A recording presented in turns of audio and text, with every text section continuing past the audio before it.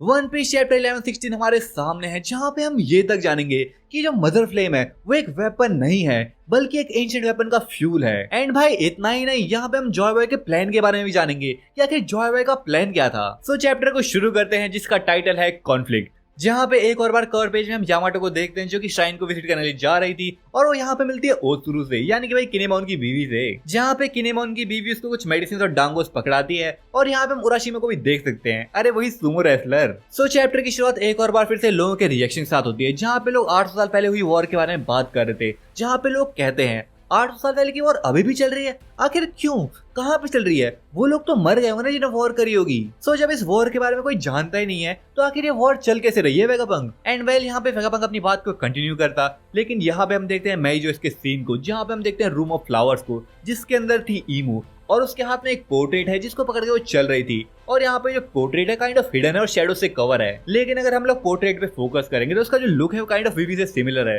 तो या तो विवी की फोटो हो सकती है, लेकिन अगर सही में विवी की फोटो है तो भाई यहाँ पे हाइड क्यों की गई है। सो मुझे लगता है कि यहाँ पे विवी नहीं है बल्कि लिली है, जो कि भाई विवी की तरह दिखती होगी, या फिर विवी लिली की तरह दिखती है क्योंकि वो उसकी एंसेस्टर है ना। बट यहाँ पे एज यूजुअल ईमू कुछ नहीं कहता या फिर कहती है बिल्कुल भाई ड्रैगन की तरह, जहाँ पे हमें 3 डॉट देखने को मिलते हैं। आई डोंट नो भाई यहाँ पे ओडा इन लोगों को कब तक चुप रखेंगे आखिर। बट वेल फिर सीन यहाँ पे अराबास्टा की तरफ चलता है, जहाँ पे हम इगाराम और कारो को देखते हैं जो कि विवी के मिसिंग पोस्टर को देख के रो रहा था। एंड वेल यहाँ पे हम पैल और चाको को भी देखते हैं जो कि किंग कोबरा के टोम के पास खड़े थे, यानी मतलब उसकी कबर के पास खड़े थे। सो ऑब्वियसली यार वो लोग काफी लॉयल थे, तो मे बी वो अपने आप को भी दोष दे रहे होंगे कि उनकी वजह से किंग कोबरा की जान चली गई है। बट वेल वो लोग भाई कर भी कह सकते थे गोरोसे और ईमू जैसी पावर्स के आगे। जिसके बाद हम वेगापंक के मैसेज की तरफ चलते हैं, जहाँ पे वो बात करता है कि कैसे जो मदर फ्लेम का एक पोर्शन था उसको चुरा लिया गया है उससे और उसको यूज किया गया एंशिएंट वेपन की फ्यूल की तरह। जहाँ पे जैसे ही भाई वेगापंक एंशिएंट वेपन की बात करता, यहाँ पे हम मोमोनोस्के और क्रोकोडाइल को देखते हैं। तो मे भी यहाँ पे ऐसा हो सकता है कि मोमोनोस्के को इसलिए दिखाया गया क्योंकि उसकी कंट्री के अंदर प्लूटोन है और जो क्रोकोडाइल है वो भाई प्लूटोन को ही ढूंढ रहा था। बट वेल अभी आते हैं इंपॉर्टेंट पार्ट पे, जहाँ पे वेगापंक ने कहा कि मदर फ्लेम की फ्रैक्शन को चुरा के एंशिएंट वेपन के फ्यूल की तरह उसको यूज किया गया, जिसका मतलब तुम लोग समझ सकते हो कि जिस वेपन ने लुशिया किंगडम को डिस्ट्रॉय किया वो मदर फ्लेम नहीं था बल्कि था एक एंशिएंट वेपन, जो कि भाई एंशिएंट वेपन यूरेनस हो सकता है क्योंकि आज तक उसके बारे में नहीं जान पाए। सो यहाँ पे वेगापंक अपनी बात को कंटिन्यू करता, जहाँ पे वो कहता है कि लुशिया किंगडम को एंशिएंट वेपन ने डिस्ट्रॉय किया था जो कि मदर फ्लेम के थ्रू एक्टिवेट हुआ है, जिसके लिए वो यहाँ पे माफी भी मांगता है क्योंकि उसने ऐसे पावर प्लांट को क्रिएट करा जिसने भाई एंशिएंट वेपन को फ्यूल प्रोवाइड करा। लेकिन यहाँ पे वेगापंक फिर ये तक कहता कि मैं ये तो नहीं जानता हूँ कि उसको किसने यूज किया, मतलब उसको ये नहीं बताया कि वो गोरोसे के पास उसको ईमू ने यूज किया होगा। बट यहाँ पे वेगापंक इतना कह सकता है कि उसको ही यूज करके फ्लड आई थी और उसको ही यूज करके वापस ये दुनिया डूब सकती है। एंड वेल लुशिया की यहाँ पे बात हुई है तो यहाँ पे हम मोडा को देखते हैं कि मिल्क मेडन को लुशिया किंगडम से। एंड यहाँ पे हम देखते हैं वाइस एडमिरल कोमिल को जो कि एस की कवर स्टोरी के अंदर था, और भाई सब लोग इसके बारे में जान की जो लुशिया किंगडम है उसको एंशिएंट वेपन ने डिस्ट्रॉय किया है शॉक रह गए थे। जिसके बाद हम प्रोडेंस किंगडम के किंग एलिजाबेथ II को देखते हैं जो कि अपने लोगों से बात कर रहा था कि जल्दी से जाके चेक करो कि क्या जो लुशिया किंगडम है सच में गायब हो गया है, क्योंकि भाई जो लुशिया किंगडम था वो रातों रात गायब हो गया था, जिसके बारे में आज तक काफी लोग जानते भी नहीं है। लेकिन चाहे नॉर्मल लोग जानते हो चाहे नहीं जानते हो, लेकिन भाई जो मरीन्स है खास करके जो टॉप ऑफिसर्स है वो तो भाई जानते ही है इसके बारे में। जहाँ पे हम अकाइनो को भी देखते हैं जो कि कहता कि या तो वेगापंक सब कुछ बताने वाला है, जिसका मतलब तो भाई यही है ना कि जो अकाइनो सब कुछ जानता है पर उसके बाद भी चुप है, पर खैर उससे एक्सपेक्ट भी क्या कर सकते हैं भाई। इवन यहाँ पे हम सेनगोकू और सुरु का रिएक्शन भी देखते हैं, जहाँ पे वो लोग काफी स्ट्रेस में लग रहे थे और यहाँ पे सेनगोकू तो अपना मुख खाने से भर रहा था। लेकिन भाई इन लोगों के स्ट्रेस में होने का क्या फायदा, इन लोगों का सही होने का क्या फायदा जब ये लोग भाई लोगों को प्रोटेक्ट ही नहीं कर सकते हैं। बट वेल अब हम चलते हैं एगेट की तरफ, जहाँ पे हम देखते हैं स्टेसी को जो कि भाई एडिसन से पूछ रही थी कि क्या हम काकू को छोड़ सकते हैं, क्योंकि उसने जस्ट अभी मॉनिटर रूम के अंदर देखा कि काफी सारे साइफर पोल के एजेंट्स है वो भाई नीचे जाग रहे हैं और उनका भाई वहां से निकलने का कोई रास्ता नहीं है। तो यहाँ पे वो काकू को छोड़ना चाहती है ताकि वो लोगों को बचा सके, जिसको सुन के यहाँ पे एडिसन स्टेसी से माफी मांगता है कि उसको वेगापंक की वजह से साइफर पोल को बिट्रे करना पड़ा, क्योंकि जो स्टेसी है वो सीपी के एजेंट्स को अपने फ्रेंड्स की तरह देखती है। सो यहाँ पे वेगापंक एडिसन यही कहता है कि यही जो तेरी साइड है, जो तेरे हर्ड के अंदर कॉन्फ्लिक्ट हो रहा है कि क्या मैं अपने फ्रेंड्स को चूज करूं कि क्या मैं अपने क्रिएटर को चूज करूं, वही तेरे ह्यूमन होने का सबूत है। यानी कि भाई यहाँ पे एडिसन उसको एनकरेज कर रहा था कि तो अपनी लाइफ जी सकती है, तेरे पे भाई कोई बंदिश नहीं है। जिसके बाद यहाँ पे हम यॉर्क को देखते हैं जो कि भाई वेगापंक की सारी बातें सुन लेती है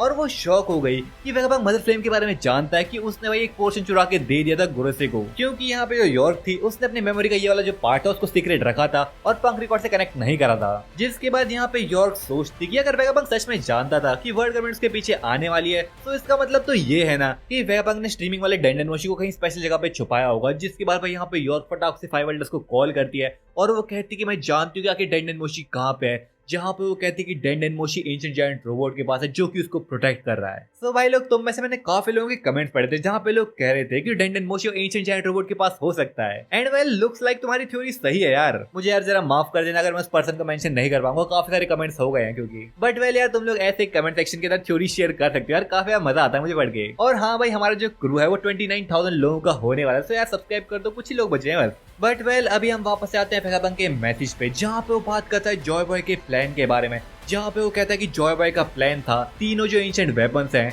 उनको भाई लेटर जनरेशन को पास ऑन करना। जिसके बारे में पढ़ के मैं यहाँ पे अपना वेगाबंक भी सरप्राइज हो गया कि आखिर जॉय बॉय ऐसा क्यों करना चाहता है, आखिर क्यों वो एंशिएंट वेपन्स को भाई लोगों को देना चाहता है जो कि मास डिस्ट्रक्शन कर सकते हैं। और इसी चीज की वजह से यहाँ पे वेगाबंक समझ नहीं पा रहा है कि क्या जॉय बॉय गुड था या फिर इविल था। बट वेल, वेगाबंक कहता है कि ये चीज एक न एक दिन तो क्लियर हो ही जानी है, लेकिन जब ऐसा होगा तब भाई जो पूरा वर्ल्ड है वो डूबने के खतरे में होगा, और यही मेरी वार्निंग है। और जैसे यहाँ पे वेगाबंक ये कहता है, हम भाई चलते हैं एक ऐसे किंगडम की तरफ जो कि ऑलरेडी डूबा हुआ है, यानी कि फिशमैन किंगडम की तरफ, जहाँ पे हम फिशमैन और शिराओशी का रिएक्शन देखते हैं जब भाई वेगाबंक बात कर रहा था एंशिएंट वेपन और जॉय बॉय के बारे में, क्योंकि यहाँ पे दोनों ही चीजें भाई फिशमैन किंगडम से रिलेट करती हैं। बट फिर यहाँ पे वेगाबंक फिर से बात करना शुरू करता है, जहाँ पे वो कहता है कि वॉइड सेंचुरी की हिस्ट्री और मिस्ट्री के बारे में काफी कुछ चीजें बाकी हैं, लेकिन एक ग्रुप ऐसा है जो कि इन सब चीजों के बारे में ऑलरेडी जानता है, और वो है पायरेट किंग का क्रू। लेकिन ये सारी हिस्ट्री और सच्चाई के बारे में जानने के बाद भी उन लोगों ने चुप रहना सही समझा और कोई एक्ट नहीं करा। तो आखिर ऐसा क्यों था? जहाँ पे हम भाई ट्विन केव्स की तरफ चलते हैं, जहाँ पे हम क्रोकस को देखते, और फिर हम चलते हैं साबाउडी की तरफ, जहाँ पे हम शैकी के बार के अंदर रेली को भी देखते हैं जो कि भाई काफी दारू पी रहा था, एकदम टल्ली हो रखा था। जहाँ पे शैकी भी कहती कि आखिर तू इतना क्यों पी रहा है, मैंने तुझे इतना पीते हुए कभी नहीं देखा। सो यहाँ पे रेली एकदम टल्ली हो रखा था और वो कहता है कि मैं तो बस एक आम सा बूढ़ा आदमी हूँ। और यहाँ पे वो ये तक कहता है कि वेगाबंक को इतनी बकबक नहीं करनी चाहिए और इतनी बात नहीं करनी चाहिए, क्योंकि एक बूढ़े आदमी को जवान और यंग जनरेशन की जो एक्साइटमेंट है उसको खत्म नहीं करना चाहिए। एंड यहाँ पे फिर रेली हंसते हुए कहता है कि अभी जवान लोगों का टाइम है फन और एक्साइटमेंट लेने का।